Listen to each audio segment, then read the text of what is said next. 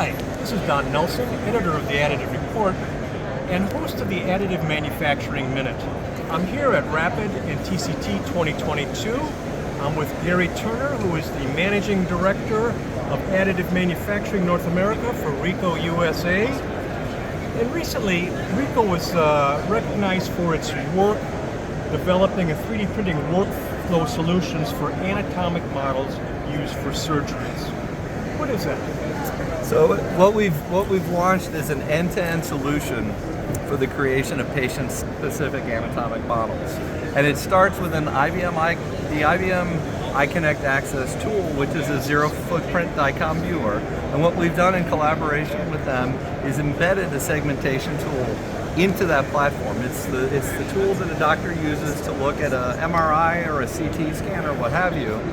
We built that segmentation tool into that to produce STL files, from which they move into an end-to-end workflow for the production, the 3D printing of those anatomic models, the patient-specific anatomic models for use by the surgeon, whatever application they so choose.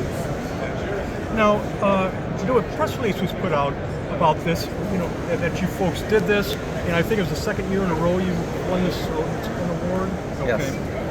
And in the press release, it said very few health organizations have access to 3D printed models.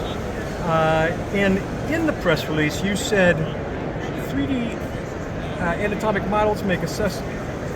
The goal of Ricoh is to make 3D printed anatomic models accessible to roughly 90% of surgeons and other users. So my two questions is, why doesn't everybody have this great tool?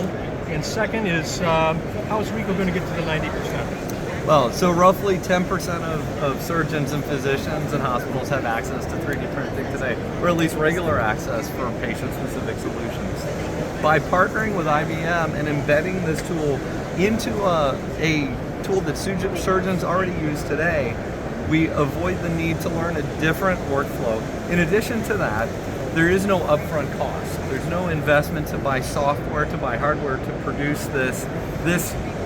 All this exists in a tool that over 1,000 enterprise hospital systems have access to today.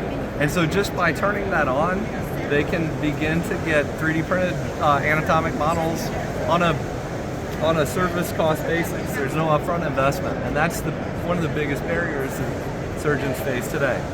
Outside normal workflow and upfront investment for hardware, software, expertise. 90%? Exactly. All right. Well, thanks, Gary. And thanks to you for tuning in. This is Don Nelson. We'll see you next time.